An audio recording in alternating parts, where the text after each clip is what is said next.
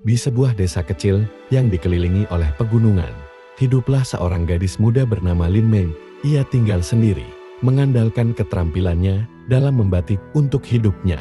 Kecintaannya pada seni leluhur membuatnya menguasai berbagai macam teknik unik warisan leluhur, termasuk pewarnaan dengan tanaman indigo. Seperti yang akan kita saksikan kali ini. Di bawah sinar matahari pagi, Lin Mei menyusuri kebunnya dan memanen daun-daun indigo dengan sangat cermat, memastikan hanya daun terbaik yang dia panen. Daun yang telah matang sempurnalah yang akan memberikan warna biru yang sempurna. Begitulah seharusnya. Setelah memanen cukup banyak daun, ia pun kembali dan mulai merendam daun-daun tersebut dalam tong berisi air bersih. Dalam beberapa hari, cairan itu berubah menjadi hijau keemasan. Tanda bahwa pigmen indigo mulai terbentuk dan fermentasinya berjalan sempurna. Maka Lin Mei pun mulai menyaring, menampung air, dan memeras daun indigo. Karena air hasil fermentasi itulah yang akan ia gunakan untuk proses pewarnaan nantinya. Untuk menyempurnakan proses, Lin Mei mencampurkan batu kapur yang dilarutkan dengan sedikit larutan terlebih dahulu yang kemudian barulah dicampurkan ke dalam larutan indigo. Seraya mengaduknya secara perlahan sampai larutan itu perlahan-lahan mulai berubah warna. Larutan itu akan berubah warna menjadi biru pekat ketika teroksidasi oleh udara, di mana sebelum pencampuran warna larutan berwarna hijau kekuningan.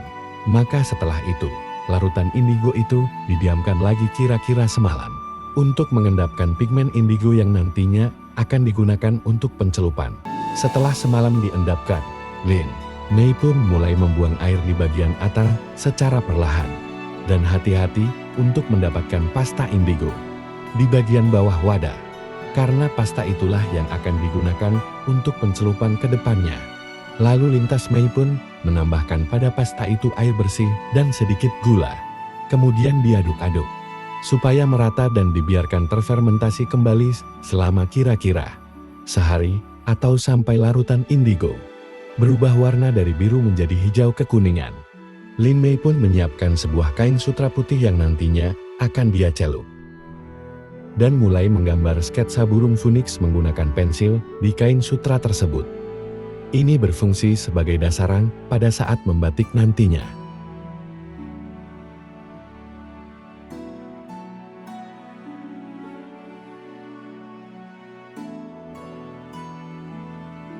Di atas sutra putih, Lin Mei mulai menggambar burung phoenix. Lin Mei mempersiapkan lilin sarang lebah.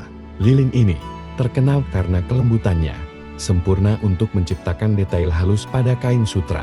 Ia mencairkan lilin ditambah sedikit damar untuk meningkatkan daya tahan lilin pada kain.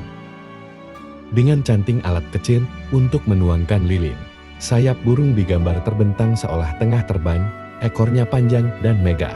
Proses ini memakan waktu yang sangat lama. Setiap garis diukir dengan penuh kesabaran. Bau lilin hangat pun memenuhi udara, menemaninya selama pengerjaannya.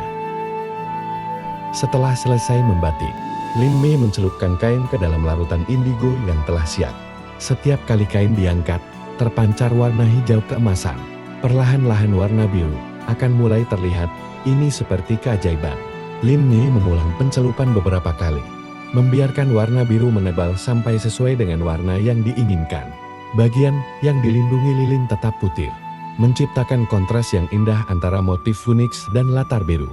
Setelah proses pencelupan selesai, ia memanaskan kain di tungku yang berisi air panas yang telah ia siapkan sebelumnya untuk menghilangkan lilin yang masih menempel pada kain sutra, dan sekaligus mengungkapkan pola yang luar biasa yang telah digambar sebelumnya. Setelah itu, proses selanjutnya, kain tinggal dicuci bersih dan dijemur kembali sampai kering. Akhirnya semua proses yang melelahkan itu pun telah membuahkan hasil. Jubah itu selesai setelah berhari-hari kerja keras. Saat Lin Mei mencoba memakainya, yang tampak adalah sebuah karya yang sangat luar biasa. Burung phoenix tampak seolah-olah terbang di atas lautan biru. Jubah itu bukan hanya pakaian, tapi perwujudan cinta dan ketekunan Lin Mei terhadap alam dan seni leluhurnya. Ia tahu jubah ini akan menjadi simbol dari siapa dirinya, seorang seniman yang hidup selaras dengan alam.